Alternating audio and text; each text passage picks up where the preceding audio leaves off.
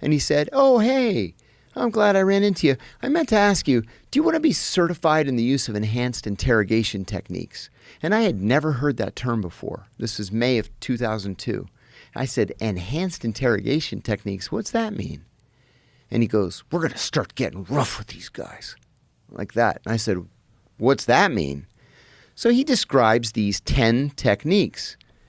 And I said, "I don't know, man. That sounds like a torture program."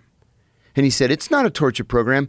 We got it cleared by the Justice Department, and the president signed it." He says, "Think about it." I said, "Yeah, give me an hour. I need an hour to think about it." I walked out of the cafeteria. I went up to the 7th floor, which is the executive floor. And there was a very, very senior officer up there for whom I had worked 10 years earlier in the Middle East. I knocked on his door, no appointment or anything. And I said, "Hey, I need some advice. I was just asked if I wanted to be trained in these enhanced interrogation techniques. What do you think of that?" And he said, "First of all, let's call a spade a spade." He said, "This is a torture program. They can use whatever euphemism they want, but this is a torture program, and torture is a slippery slope." He said, "You know how these guys are.